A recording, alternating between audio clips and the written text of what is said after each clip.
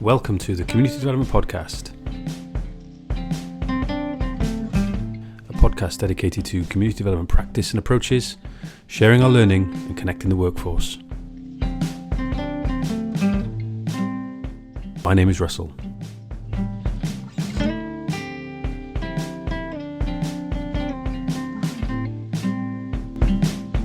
So it's welcome to episode 37 of the Community Development Podcast. It's a glorious afternoon, spring afternoon for myself in Cardiff in South Wales in the UK, and I have the very great pleasure appearing for the first time, hopefully not the only time, but the first time on the podcast to date in East London. It's Puru Miah. How are you, Puru? Yeah, I'm fine. Thanks, Russell, for having me on. It's glorious weather here in the east end of London as well. Oh, this weather's catching then. Definitely makes a change from the rainy weekend that we had. Yeah, sure. We're going to be talking about organising, both in a community setting, but also within a trade union setting. Before we get stuck into that, quick plug for the last episode 36, which is with Jess Gitcham from Bristol Energy Cooperative, discussing all things to do with energy cooperativism generally, specifically that cooperative as well. Covers quite a wide area in the southwest of England, not just Bristol. That episode sat around in an unedited style for a while, so apologies to Jess for that, but I finally pulled my finger out. A really fascinating listen if you're into, not just renewables, but a more kind of bottom-up approach to renewables. We hear a lot about governments should be doing more of with respect to the green energy sector and renewable energies, but there's also stuff that can be done from the grassroots, from the bottom up as well, and Jess gives a terrific insight into that in her experience. And before that, a short oral essay by myself around one of my sort of heroes, if you like, and main sort of influences and intellects, Raymond Williams, the late Raymond Williams, and about whether he would have had his own podcast. Puru, tell us a bit more about yourself. Yeah, hi. It's an interesting background. So I'm currently a trade union organizer for the Royal College of Nursing. So we've been on the news for the past year or so. So I think it's the largest industrial action since the miners' strike. So I've been involved with them. But before that, I was a councillor, a local Labour councillor for East London, Tower Hamlets. That's always been on the news. And before that, I was a community organiser. So I've kind of like done the full gamut of community organising, political organising, and now workplace organising. And there are certain central themes throughout that, but it's interesting. Each scene, each sort of like place has its own context as well. So it's interesting just finding what tools of community organising or organising works and what needs to be adjusted in those different contexts. And is that something you set out to do, or was it something you fell into? Or? It's totally accidental, and it's probably.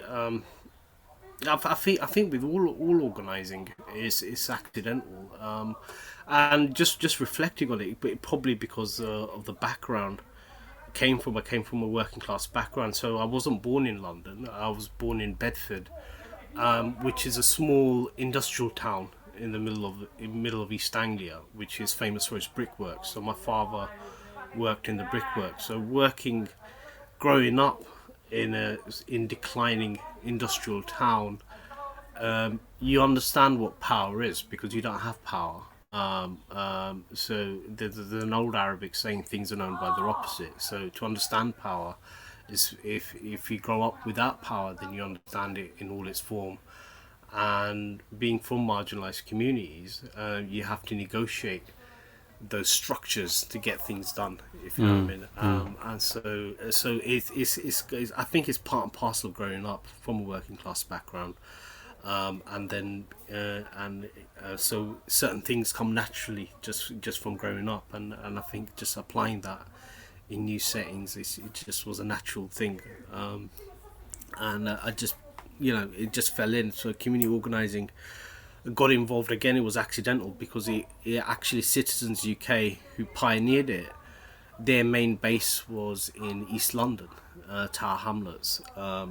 Gentleman Neil Jameson, who's recently passed away, he went to Chicago,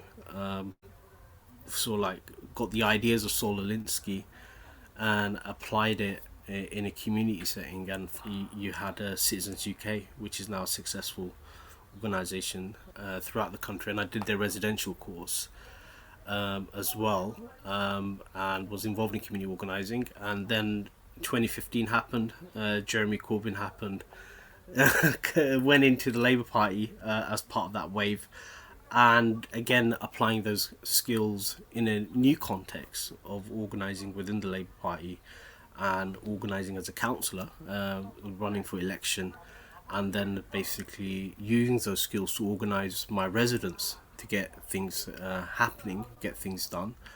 And now, sort of like post after standing down in 2022, using those same skills in a workplace setting, which is organising workers in the NHS to basically find their voice and get a better deal from the employers, and the same thing, same principles of mapping out their workplace, finding out who the natural leaders are in any sort of like department, etc., getting them on board, and then mobilizing for pickets, for strikes, and for ballots. So it's those kind of principles of it's using relationships to build a critical mass towards an action to improve the situation, so to speak. Yeah.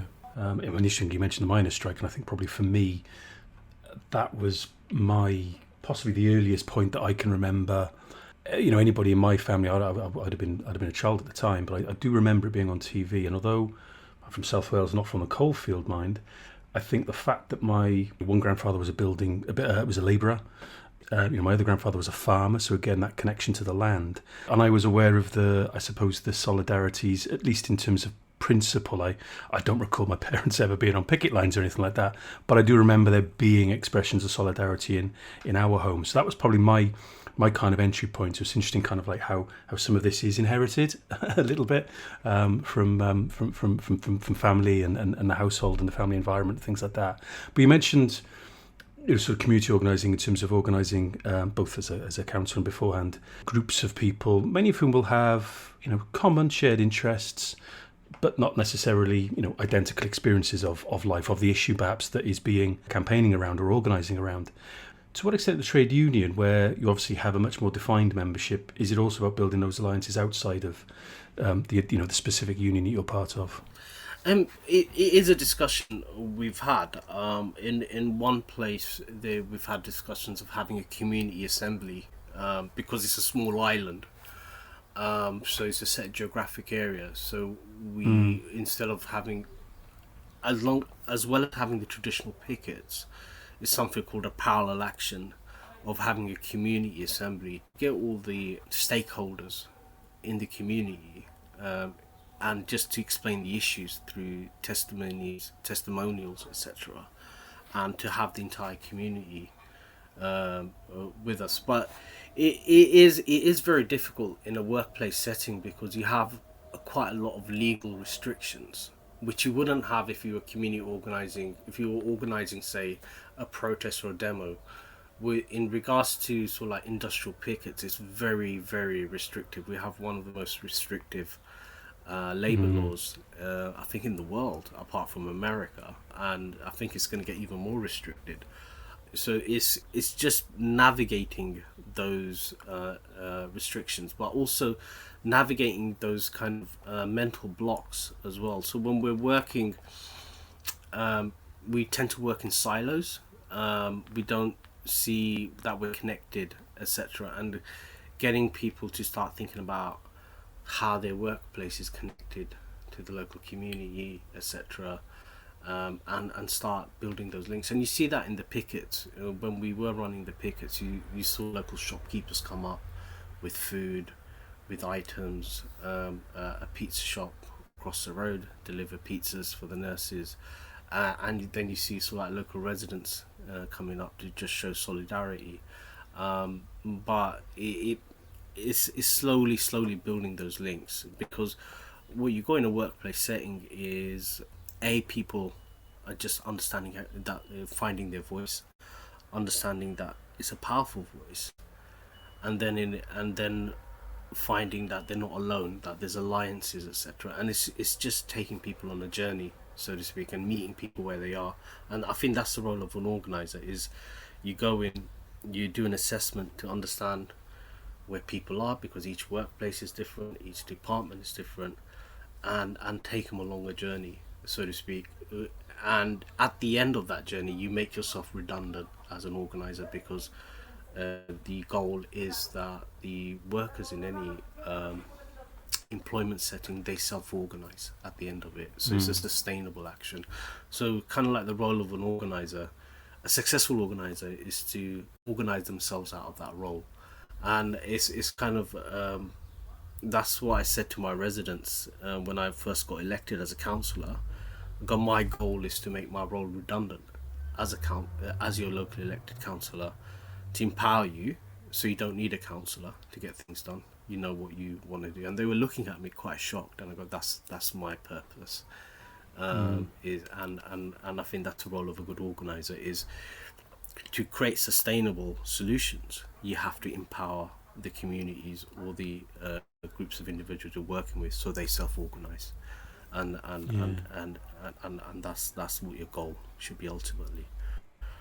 And I think anyone listening to this with a background in community work of any sort really will be familiar with that phrase. Doing yourself out, doing oneself out of a job, so to speak. I mean, do you enjoy it? Yeah, I enjoy it. It's really just reflecting back. Each campaign is different. Each setting is different. Each action is different, and it's just meeting different people with different backgrounds, and just getting that result. People don't realize how powerful they are, and I think it's to do with the conditioning. Like everything in society is telling us that we don't have any power. It resides with these officials or institutions, etc. But when people do organize, they realize how powerful they are, and they see these officials and institutions cowering. And it's just to see that transformation is one of the best feeling and experience and memory to have, and it's fun as well. Enjoy it. And I've done loads of fun things, from banner drops in the Brick Lane to marches, to I wouldn't say direct action, but some people interpret it as direct action. But it's fun, and that's what it is. It's enjoyable, and I do recommend it. And I think the main thing is it's just meeting different people. It's just we have that shared humanity, and just making those connections and knowing that together we're much stronger. Yeah, I mean, you mentioned Saul Alinsky, and of course, one of his rules for radicals is a good tactic being one that the people enjoy, and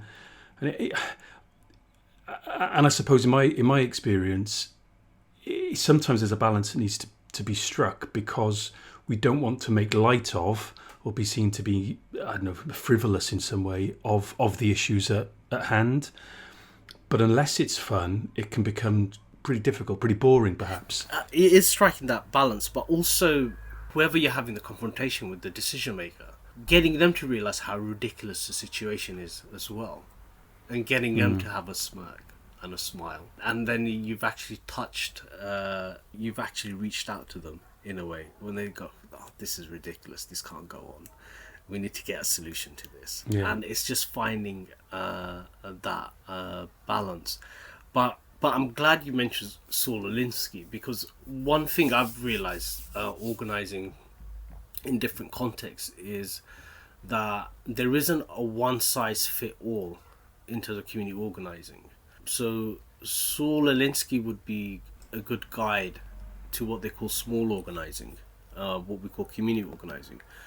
But if you're going on a massive scale, say a regional campaign that I'm doing with the Royal College of Nursing, or a national campaign, which I've done in terms of political campaigning, there's something called big organising as well, and I do really recommend people looking into that. And there is a book called Rules for the Revolution by Becky Bond. I do recommend it. So it's to do with scales. So each situation is different, And as an organizer, you've got to go, okay, what is this situation, and what model or what tactics would fit. So it's not a be all, and it's not one size fit all. And I think the criticism that I would have in terms of Citizens UK, and I did have sort of like frank conversation with Neil, is that the way it's taught, and I think the way sometimes it's taught is these are the set rules. You have to do this, this, this, instead of saying, look, these are broad principles, broad tactics, and you need to make an assessment as to what works and what doesn't, and slightly adjust it. So you got Saul Alinsky for small organising. You got sort of like Becky Bond for what they call big organising. And then in terms of workplace organising, there's a lady called Jane McAlevey. It's called Organising. It's No Shortcuts. That's her book, which is about workplace organising, which has slightly different, different issues as well. So that's bit of the theory side, if you know what I mean, Russell.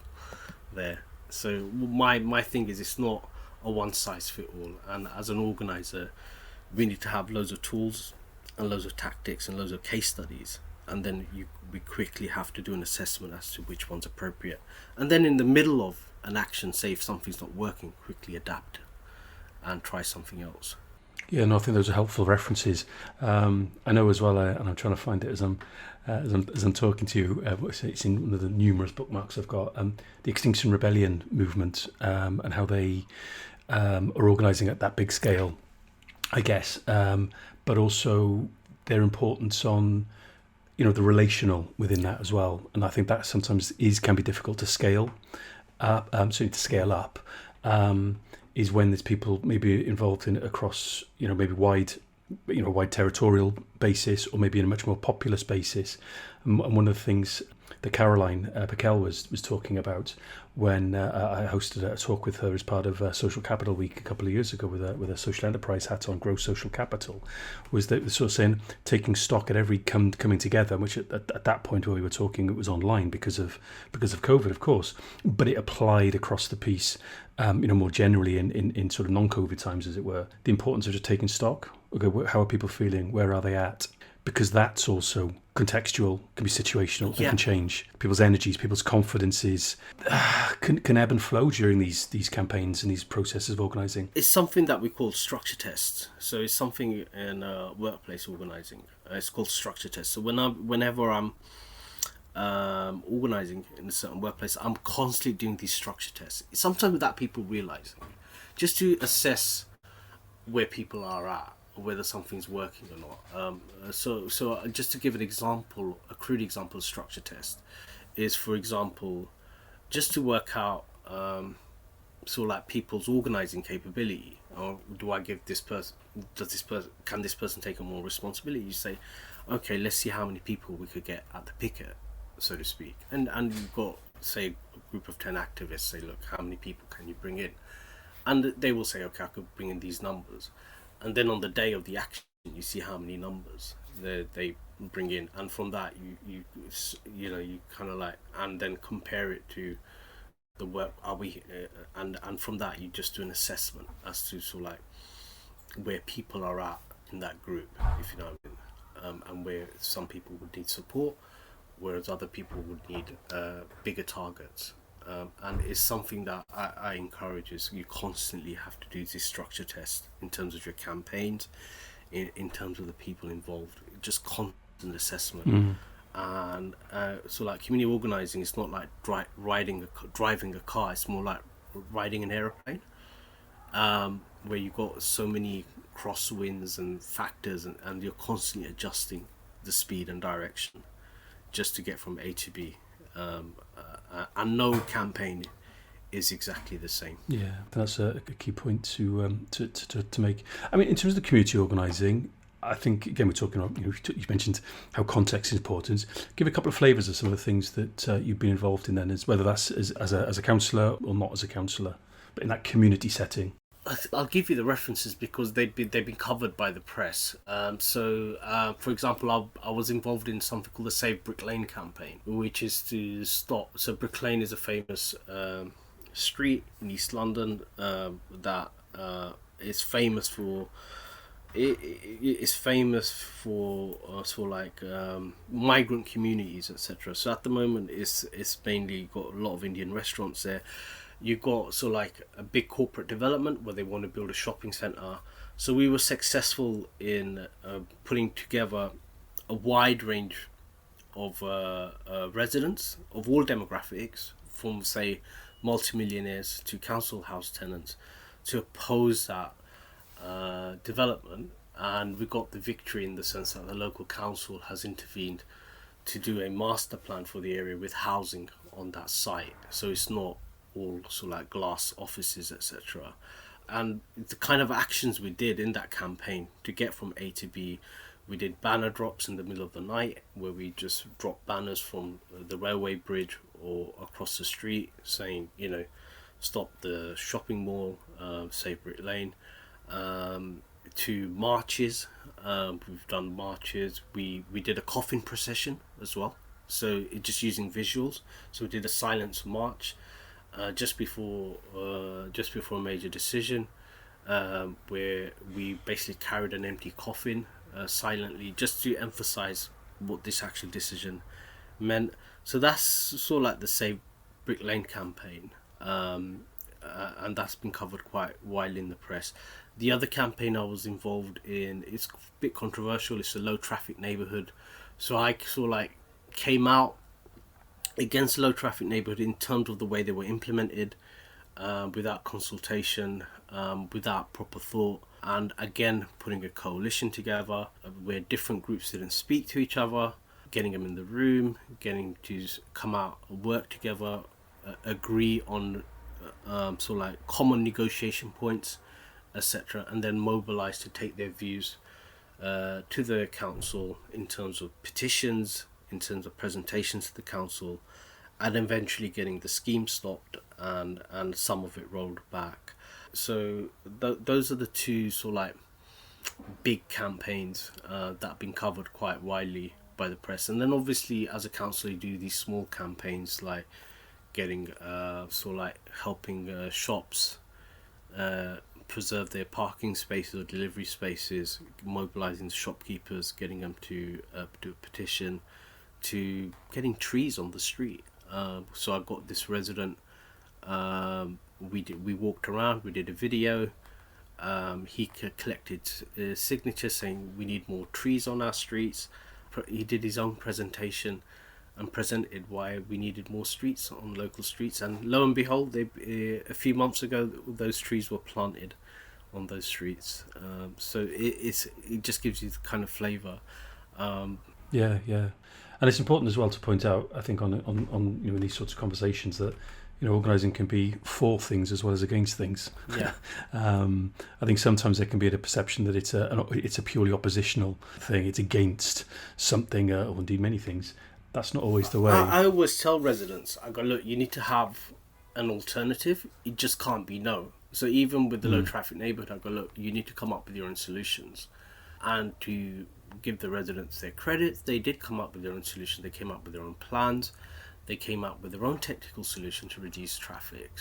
So it's not, so with any sort of like ask, it's not no, but there is a viable alternative, and you point to, and that's when you have much more credibility with decision makers, and that's when you can critique the original decision. And I always tell, whenever I am contacted by groups of residents or interested parties, I go, you need to come up with an alternative. It just can't be no. It just can't be not in my backyard. Yeah. Because that's what you'd be seen as. Yeah, which is something that I'm hearing myself say in relation to a couple of planning related issues that I'm involved in my community in Cardiff, and I shared some of those with you when we were chatting the other week, just by way of preparation. So you mentioned some of the campaigns you've been involved in. We can drop some details of those into the show notes, as well as some of those other texts and writers that you mentioned. I mean, have there been any influences, perhaps a little bit sort of closer to home then? I think the main influence for me is a gentleman called Phil Pratin. So he was the last communist MP in Britain.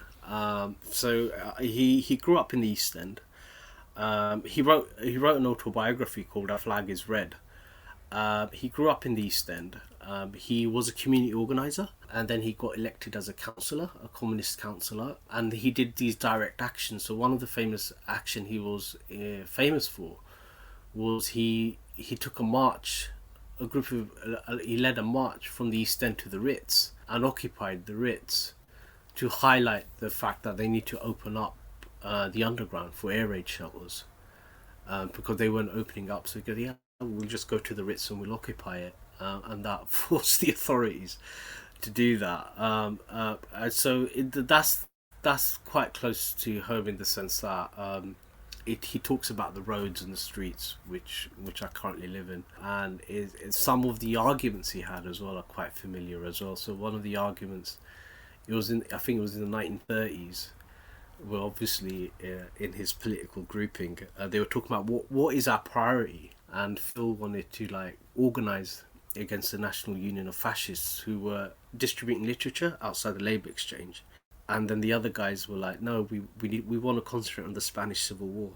So he just left them, and he basically organised communities against the National Union of Fascists, and you've had the famous Cable Street where he was involved in as well. But he also persuaded people to move away from the National Union of Fascists. So when they were like members of the National Union of Fascists, they were being evicted. He organised them not to be evicted against the landlord, and then persuaded them that there's a better alternative than to join a fascist organisation. And he persuaded them to move away from that. So I'd really recommend that. It's called Our Flag Is Red by Phil Pratt, the last communist MP of the East End. Fascinating character.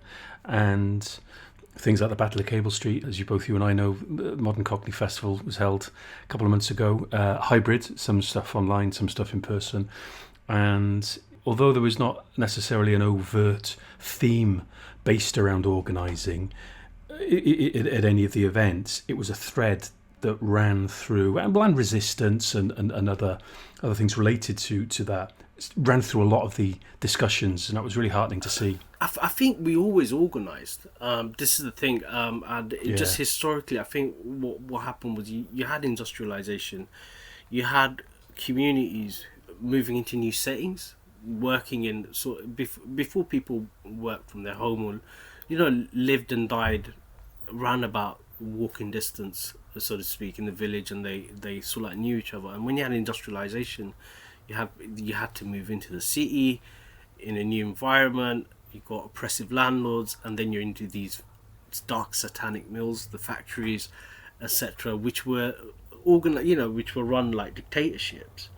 And then people had to organize, and they had to organize to get a better deal in terms of housing, in terms of get a better deal in terms of work, etc. And I think what's happened is, with deindustrialization, you don't have that workplace setting. These large factories, or like, for example, in South Wales, you had the coal mines, etc. Where I grew up, it was the brickyards. You don't have those large industrial settings where people have that commonality, where they could have those discussions and organise. And I think that's a trick as an organiser, is to go, okay, we don't have these large factories where people had a shared aim and common values and same setting. Where can we find those commonalities? And you could be either geography, and that's as a local councillor and organising East End, just using geography as a means of organising people, saying, look, this is a shared space. Unless we mobilise, what we care about, this shared space, is going to disappear. And getting them to think in terms of geography rather than, say, before people were thinking about it in terms of workplace, and just getting them organised on that basis. So I think it's much harder now, but it's just finding those hooks, so to speak, of commonality. And as we were talking about, the importance of offering alternatives, not just opposing, I was again desperately trying to find in one of my bookmarks a quote from Raymond Williams. And what's interesting is, I finally found it, and you've kind of come back round to it really, in a 1985 essay. So he died in it was 88, I think. So not long before he died, he wrote an essay called "Decentralism and the Politics of Place," which touches on some of the themes that you just referred to there. And he refers to how we can't make much by way of alliances out of negatives. The only real basis of alliances is agreement on positive proposals for transcending the negatives. And one of the key elements of that is the coalescing and the cohering contribution that place makes, because people have attachment with place. They identify with place, not necessarily in identical ways, but there might be some commonalities, which is one of the things that we touched on at the start as well. So yeah, I don't think that essay is online. If it is, I think it's behind a paywall, but maybe see if I can find the link. It's interesting Raymond Williams picks up on it, because the other person who picked up on it is David Harvey, who's a social geographer, in his book Rebel Cities, where he talks about the urban proletariat, and he talks about people need to mobilize, because these forces of capital or sort of like speculative investment, the way it works is it needs to move people off the land to maximize value, and then it moves on to the next chunk of land. And you see that in London or in the big cities. You see that internationally as well, say in Bombay or Rio de Janeiro or Barcelona even. And unless people mobilize, they'll be pushed out. So he picks up on that as well, which is interesting. That's an incredible book, and David Harvey would be up there with Raymond Williams and Saul Alinsky by way of Paulo Freire, by way of Doreen Massey, by way of influences on myself. And I can put Atlanta to that. And in episode 30, which was recorded a couple of years ago, I chatted with Christian Noakes, and he talked about dispossessing effect of gentrification, and again touches on a lot of what you talk about. He's associate editor at Peace, Land and Bread journal, a left journal, and again I'd recommend listening to that on some of these issues. I think it's really tough as well, because we're dealing with issues of alienation, and people are much more alienated as well. They're much more atomized, because like homework, people are much more working at home now. The consumptions is much more varied, like social media, so like pay-per-view, like streaming, etc. So there isn't those communal activities to bring people together. So how do we create this commonality in an age where people are sort of like living in silos? And it is an issue. It is a problem that we have as organisers, which is much easier in a workplace setting, because everyone's there, say in a 12-hour shift or an 8-hour shift, captive audience. But when it comes to community organising, it's much more difficult, and you have to go where people are, so to speak. So instead of expecting people, we're going to have a meeting, everyone interested in this, come. You have to go to where people are. And one of the places I found, which was always a good place, was the school gates, the morning run and the afternoon run, and speaking to parents, the captive audience, and you get really informed. So it's kind of, as an organizer, we have to be much more peripatetic because of the direction the society is going. Yeah, even accounting for how valuable WhatsApp groups can be, and Facebook groups and things like that can be. That digital age, that analog, then, if you like, approach to things like the school gates and things, they do remain just as valuable, for sure. It is, because a lot of our communication is implied. And that's what it is. And so as an organizer, just to understand what is happening, is that physical contact is necessary. And so even when I do workplace organizing, I have to go to the places I'm organizing in. Theoretically, I could organize them offline. I have to go walk the wards, have those conversations, and just triangulate. I say, okay, what is actually happening here? Because a lot of our communications is implied, and I think digital tools are there, but they're not a substitute. And they should never be a substitute, because that human contact, that face-to-face contact, is so essential. Mm-hmm. I'm minded to sort of begin to wrap up, so we can maybe make the most of this weather as well. If someone's listening to this and they're perhaps, I like to think there's plenty of miles still to go on your clock and mine, but if there's somebody maybe a little bit younger listening to this, or maybe just a bit more novice, and maybe they're new at this sort of thing, maybe it was the experience of the pandemic that's prompted them to get involved in organising, what sort of advice, or maybe even sort of practical tips, would you have for them? First of all, find a topic that you're passionate about, If you're not passionate about something, you need to have those reserves of energy. So find something that you're passionate about, that you care about, that you want to change. So I actually mentor a whole group of teenagers whose parents want them to get involved in social activities. So that's the first thing I always tell them is go out there and find out what you care about or what your peers care about. And then the second thing is see, what change do you want? What is it that could be done better? And then let's sit down and see how we could affect those changes. Do that research. What decision maker or what institution actually controls or affects the thing I care about? And what do I need to do to change it? And just cut your teeth on a very small local and micro issue first, to pick up those skills, to sort of like pick up those problems and work around those problems. Yeah. And then once you've done one campaign, then sort of like the same lessons could be done, could be applied to another one. So use an example, would be a road crossing, and I know it sounds really mundane, but that would be something to cut your teeth on first, or something like that, like a road, getting a safety road crossing, because then it's a small micro campaign. It affects a set geographic area, the decision makers, a local authority, and you get a win, and a physical win that you could point to, saying this is what we've done. So my advice is start small but think big, but start small. It's the same thing my accountant gave me when I was starting out as a business. So I've got experience in commercial real estate. I started off big, and he goes, for a first business you got to start small. He was like just pulling his hair out, and he explained, he goes, look, if you make a mistake you could easily contain it, and there is an end point to it. And that would be my thing, is the worst thing you could do is start a campaign and not finish it. So my thing would be start something small so you could finish it and get that, and to get that reflection and satisfaction. But do it on something that you care about.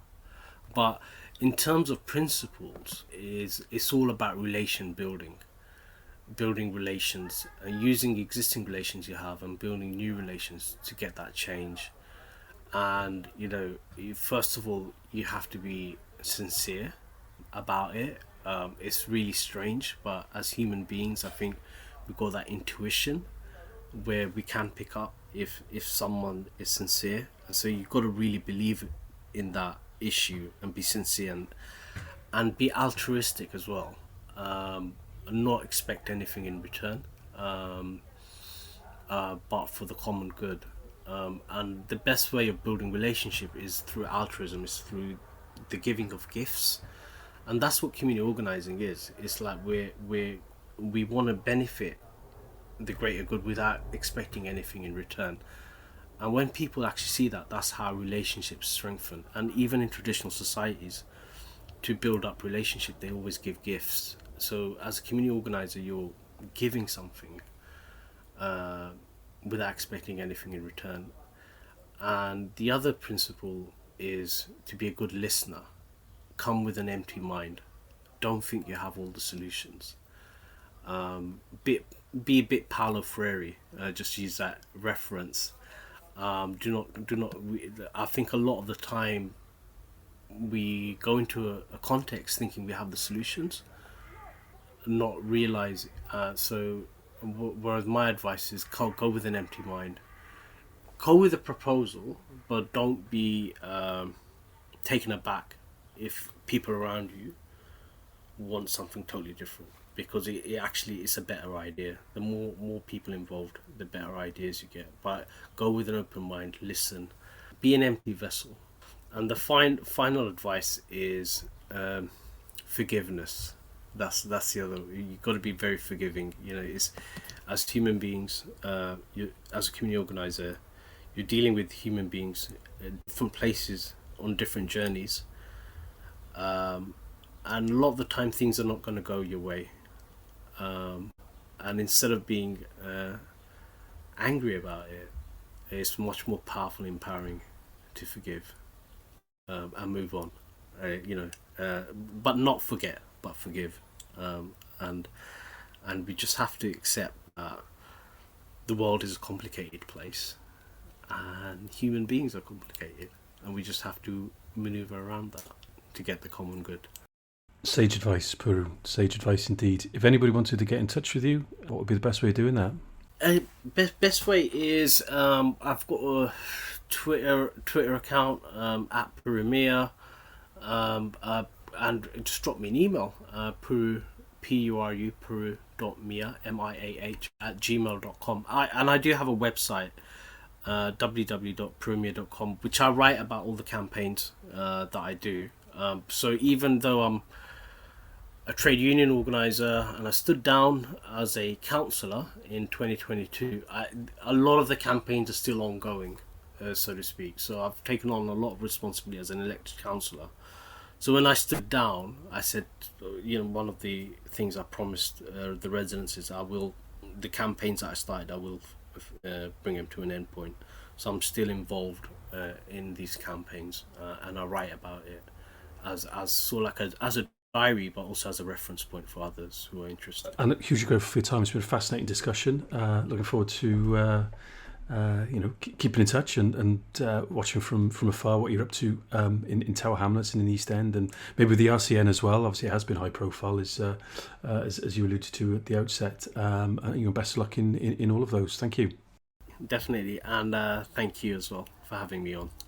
And like I said, I hope people do get inspired, and the reference will be in the description.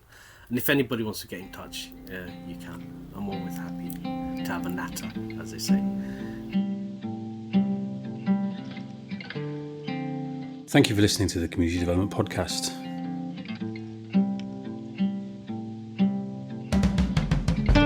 You can follow the podcast on Twitter at comdevtpodcast, COMMDEVT podcast. And to support the podcast and help it share learning, connect the workforce, and raise the profile and the merits of community development approaches, why not become a Patreon at patreon.com/the CD podcast.